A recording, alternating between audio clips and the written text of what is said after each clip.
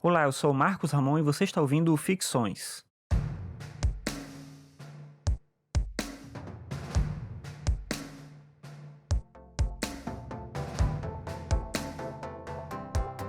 A mitologia grega é cheia de histórias de heróis, e em geral essas histórias têm a ver com situações em que esses heróis são semideuses, são filhos de deuses, de deusas com seres humanos. Mas tem um herói especificamente que ele não tem uma ascendência divina direta. Eu acho que ele tem uma das histórias mais interessantes. Esse herói é o Teseu.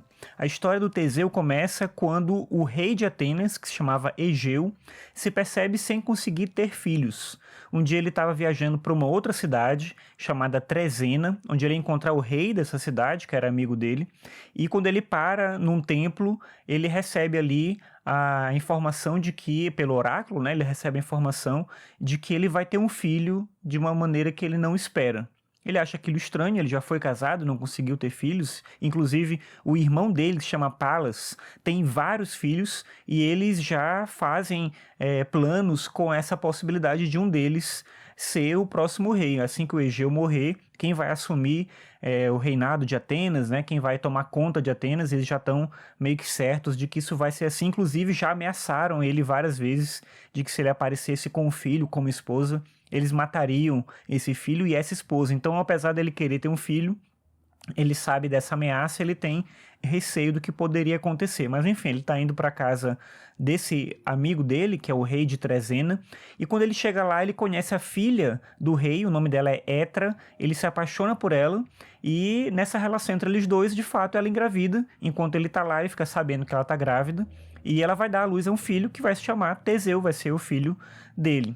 Ele vai voltar para Atenas, mas ele não vai levar essa mulher por quem ele se apaixonou e que está grávida de um filho dele. Claro que isso soa muito estranho, mas o motivo é aquele que eu falei antes.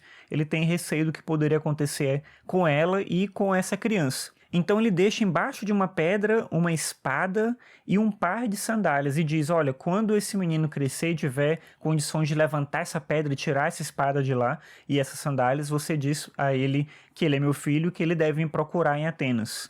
E é isso que vai acontecer quando um Teseu é adolescente, ele tem uns 17 para 18 anos.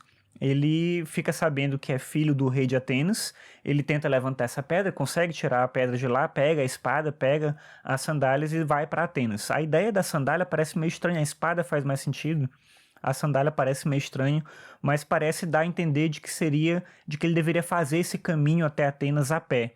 E por que isso é importante? Porque era muito perigoso fazer esse caminho. O Teseu era contemporâneo, de acordo com a mitologia, de Hércules. Então ele vive num mundo que é cheio de monstros, cheio de perigos, e ele vai enfrentar esses perigos. É como se o Egeu quisesse colocar o filho à prova já desde aí.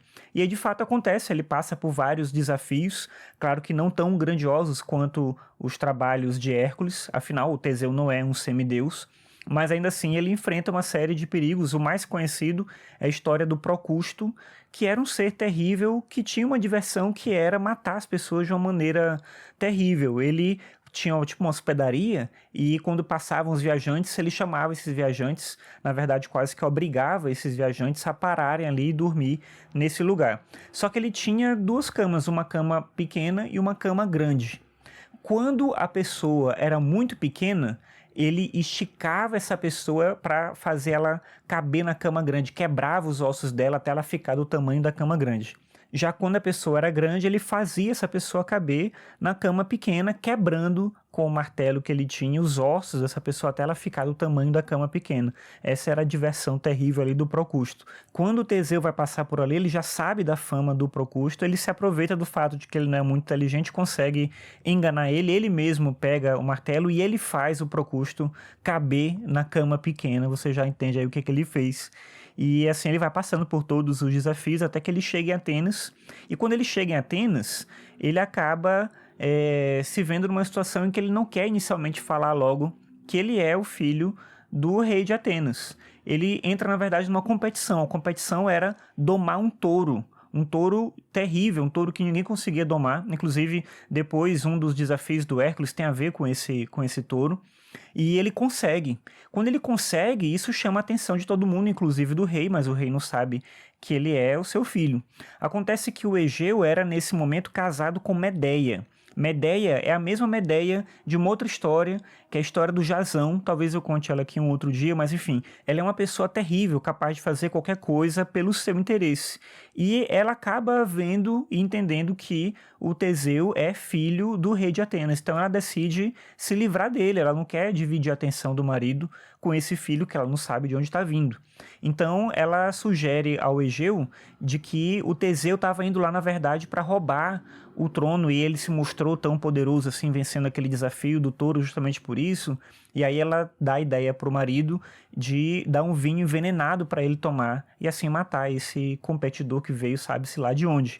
O Egeu vai fazer isso, mas no momento que o Teseu vai tomar o vinho, ele olha a espada que ele tá levando e ele reconhece como a espada dele, ele derruba esse vinho e reconhece o Teseu como filho, manda Medeia embora, expulsa ela de lá e acolhe o Teseu como seu filho.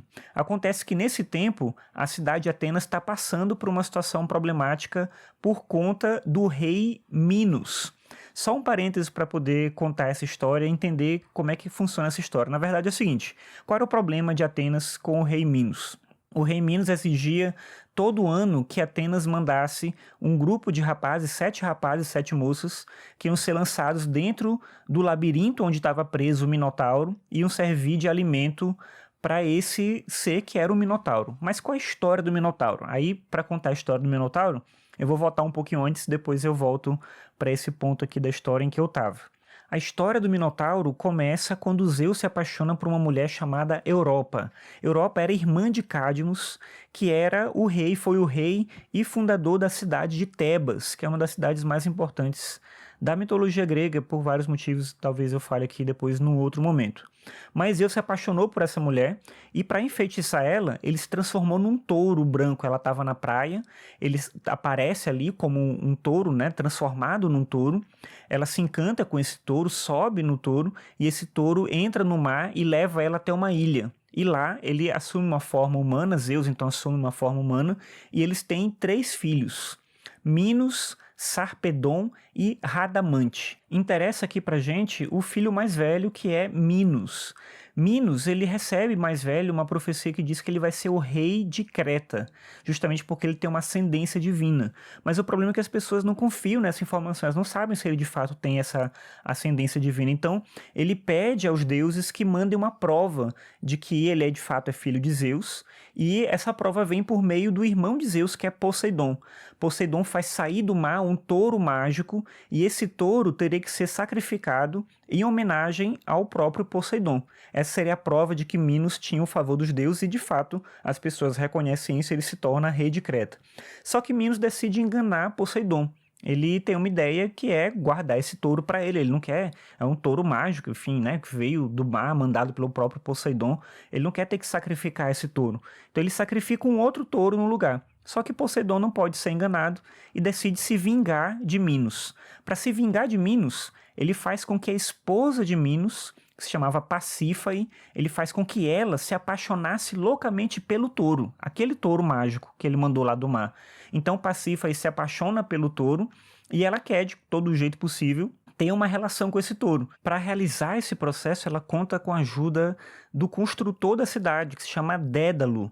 Ela pede ao Dédalo que faça uma roupa para ela, alguma coisa que ela possa usar, para facilitar a relação dela com o touro. É exatamente isso que você está entendendo. Então, dessa relação entre a Pasífae e o touro, desse touro mágico, é que nasce um filho, e esse filho se chama Astérios, mas ele vai ser mais conhecido como Minotauro. O nome dele mesmo é Astérios, mas ele fica conhecido como Minotauro, ou touro de Minos. Mas, obviamente, ele não é filho de Minos, mas ele nasce como uma forma de punição pelo fato do Minos ter traído a confiança de Poseidon. Minos e Pasífae têm mais 3 filhos, Ariadne, Fedra e Androgeu. Interessa aqui pra gente esses em relação à história que a gente vai contar. Acho que eles têm outros filhos, mas enfim, esses aqui são os principais aí para a nossa história. Então o que vai acontecer é o seguinte: o Minos pede ao Dédalo que construa um labirinto impossível de fugir, coloca esse touro dentro do labirinto e o touro fica lá preso dentro do labirinto.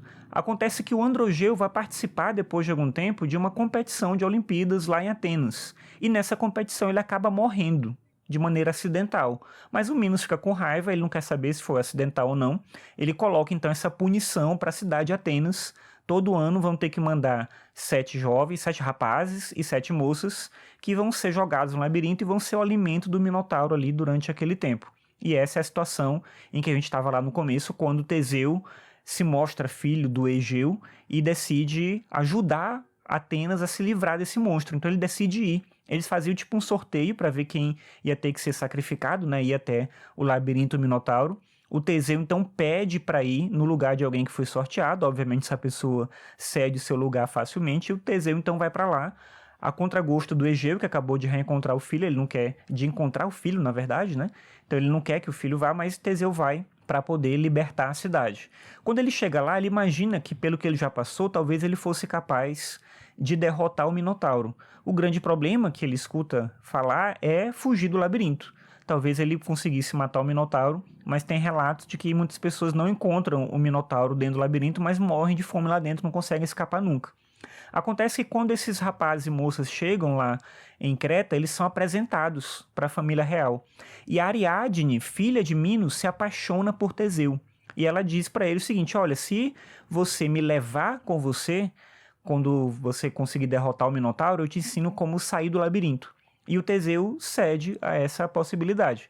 Então, a Ariadne ensina ele, é um jeito bem simples, na verdade. Ela pega um novelo de lã, ele entra puxando essa lã, encontra o Minotauro, mata ele. Obviamente não é tão simples assim, mas enfim, ele mata o Minotauro e volta seguindo o fio de lã, daí a expressão fio de Ariadne. Como ele prometeu, ele foge com a Ariadne e leva ela embora no barco quando eles estão saindo lá de Creta. Só que ninguém sabe exatamente por quê. Os deuses aparecem em sonho para o Teseu, dizendo que ele tem que deixar ela, abandonar ela numa ilha, sozinha. E, de fato, ele faz isso. Ele deixa ela sozinha nessa ilha, ela acaba que ela vai lá nessa ilha conhecer o Dionísio, vai se tornar a esposa do deus Dionísio, mas ele fica transtornado com a situação de ter abandonado essa mulher sozinha lá, amando dos deuses, sem saber porquê.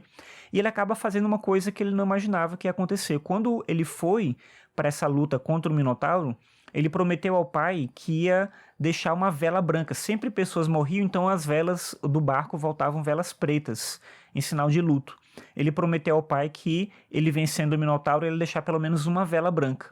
Só que ele, meio transtornado com a situação toda, esquece de fazer isso. Quando o pai dele olha o barco vindo no horizonte e só tem velas pretas, ele entende que todos morreram, inclusive o filho. Então Egeu se mata, ele pula ali no abismo e se mata. E quando o Teseu chega de fato em Atenas, ele encontra o pai já morto. E ele, Teseu, se torna agora rei de Atenas.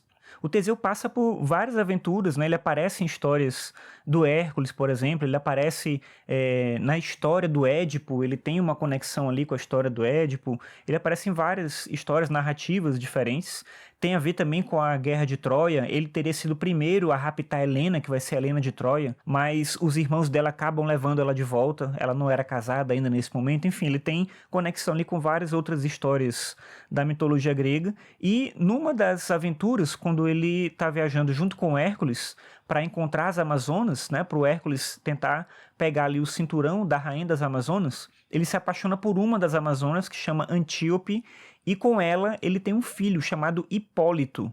Ele então tem esse filho, só que Antíope morre e ele leva o filho com ele de volta para Atenas. Quando o Hipólito já é um adolescente, o Teseu acaba reencontrando uma pessoa que ele conheceu muito tempo antes, que foi a irmã da Ariadne, Fedra. Lembra que eu falei que quando essas pessoas que iam ser jogadas no labirinto vão até Creta, eles são apresentados para a família real. Ali ele conhece Ariadne e Fedra. É com a Ariadne que ele tem aquele relacionamento, que ele vai, enfim, ela ajuda ele a fugir do labirinto, mas ele conheceu também essa outra pessoa que é a Fedra, irmã da Ariadne. Ariadne, apaixonada pelo Teseu, volta a reencontrá-lo ali naquele momento, e aí eles se casam. Então a Fedra se casa junto com Teseu. Só que de uma maneira curiosa, ela se apaixonou inicialmente pelo Teseu jovem que ela conheceu e já passou muito tempo. Então ela olha para o Hipólito, filho de Teseu, e vê ali uma imagem do Teseu por quem ela se apaixonou.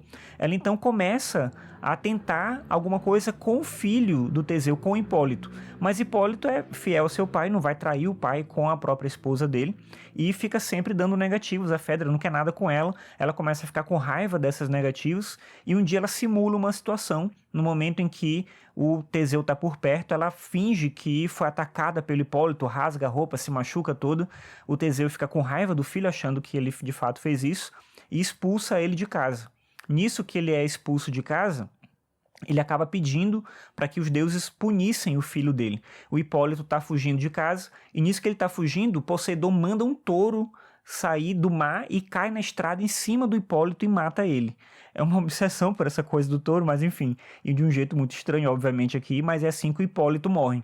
Depois que o Hipólito morre, Fedra fica devastada porque ela causou toda a situação, ela conta a verdade para o Teseu e aí ela se mata. O Teseu então vai embora de Atenas por um tempo, ele decide encontrar um primo dele distante e vai viver ali com ele. Esse primo tinha muita inveja do Teseu e numa das versões da história o que se conta é que esse primo acaba empurrando o Teseu de um abismo e o Teseu morre assim, o que é um fim talvez bem estranho para um herói que passou por tantas aventuras, morrer dessa forma tão banal, não heróica, digamos assim, mas é também um fato interessante dessa história. O Teseu, que não é um semideus, teve uma vida conturbada e acaba morrendo por conta da inveja desse parente, não por conta de uma luta com um monstro terrível, com uma coisa sobre-humana, não é nada desse tipo. Como eu falei, é uma história interessante, é uma história grande aqui que eu contei, mas porque ela tem várias bifurcações, mas assim, a mitologia ela tem sempre essas conexões com várias outras histórias. A minha ideia é tentar trazer algumas outras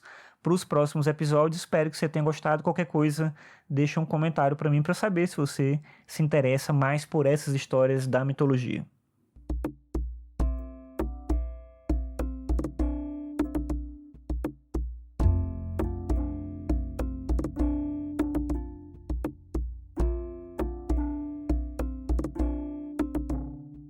Obrigado por ouvir mais esse episódio, lembrando que você pode acessar o Ficções no meu site, marcosramon.net/ficções. Me ajuda muito se você compartilhar os episódios com outras pessoas, assim mais gente fica sabendo da existência do podcast. Bem, então é isso, obrigado pela sua audiência e até a próxima.